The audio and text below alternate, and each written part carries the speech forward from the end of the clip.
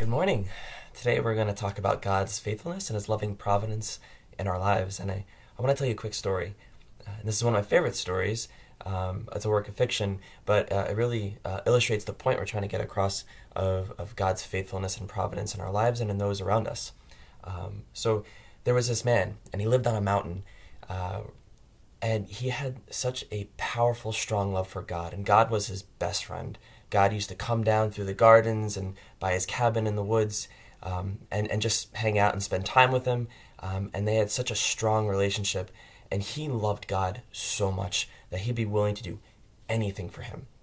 And there was one day, and he was just feeling this intense love for him, and God came strolling by, and he was like, "Hey, what's going on?" And the man turns to him and was like, "God, I love you. I love you so much. I'm willing to do anything you ask for me. Tell me, what can I do? What can I do to show you and prove to you that I love you?" And God stopped for a moment, and he was thinking.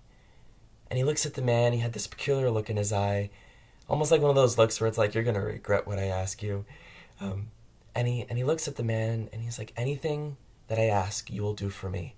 And the man was like, anything you want. I love you so much, and I want to be able to show you that." So the man said to him, "You see that boulder over there? I want you to go over to that boulder, and I want you to push it, and I want you to keep pushing it until I tell you to stop." And the guy had this look as if like, that boulder over there, that really big, massive boulder, you want me to move that boulder, you want me to push that boulder? And God, with a little twinkle in his eye, was like, "Yeah, I want you to go and push that boulder as hard as you can for as long as you can until I tell you to stop." And the man had some questions in his heart like, okay, this doesn't really make sense. But he wanted to show God how much he loved him. So he gave him his yes and was like, "Yes, Lord, I will go do that for you because you asked me to." And so he went over and he started to push the boulder. And he was pushing as hard as he can. But the boulder wouldn't budge. And then he tried again, and he kept pushing and pushing and pushing, and still the boulder would not move. And this is this massive, big boulder. But he vowed, he's like, "You know what, I told God that I would keep pushing until I move this boulder, so I'm just going to keep doing it." And he pushed, and he pushed, and he pushed.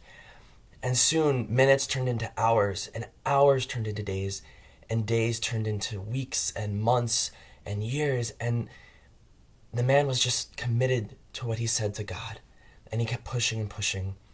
And one day the devil came by, and he walks up to the man, and he said, "What are you doing?" And the man said, "I told God that I would push this boulder and I would move this boulder, and I love him so much, and I want to show him that I love him, and this is why I'm doing it." And the devil said to him, "God doesn't love you. He's laughing at you right now. He's mocking you right now. He knows you can't move that boulder. Why do you keep doing that? Why do you keep making a fool of yourself for God?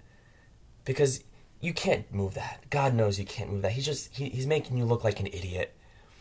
And so the man started to question again in his heart what he was doing. And yet he remained resolved and committed to keep doing it until God told him not to. And the next day God came strolling through again. And the man looks at God and was like, "God, this boulder is massive and huge, and I can't move it. I've been pushing for years, and this thing hasn't budged an inch. I mean, look at it. You know, why did you ask me to move this boulder? You know I can't move it. You're making me look like a fool." And the Lord looked at him with such love and compassion, and he said to him, "My child, I never asked you to move the boulder. I only asked you to push it.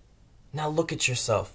Look at your arms. Look at the definition of the muscles in your arms. Look at the bronze skin you have from being out in the sun all day. My child, I love you, and I wouldn't ask you to do something unless it was necessary. And now look how far you've come. Look how strong you've gotten. I never asked you to move the boulder. I only asked you to push it. And because you remain faithful to that task, for you, I will move mountains." This is such a powerful story in my own life, but it brings to mind a quote from now Saint Teresa of Calcutta: "We are not called to be successful, only faithful." And when you look back in all the Old Testament figures, Abraham was asked to pick up his family and move and do so many things. He was even asked to sacrifice his firstborn son. And he was faithful to what God asked him. And because he was faithful to what God asked him, his descendants are as numerous as the stars and the sands on the shore. And you look at Noah, who was asked to build an ark. There was not a bit of rain in the sky, sunny days, and was asked to build a boat for a flood that wasn't even there. And yet he was able to fit each animal 2 by 2 in there and his family in there, and they survived the flood that swept over the earth.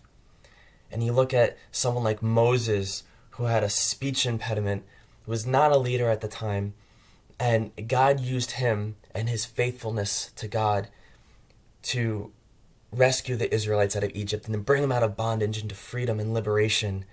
And then you look at someone like, Mary, this poor little 14-year-old girl who was asked to carry and bear the Son of God.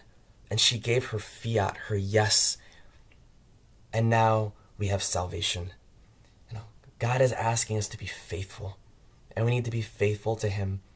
And when we're faithful to him, he's faithful to us, and his providence rests with us. So when we look at, Noah and Abraham and Moses and Mary and how faithful they were to God and how he used them and what they were able to accomplish, let's try to look at how we could be faithful to God. And maybe we can wonder what God can accomplish through us in this world. Thank you, and God bless you.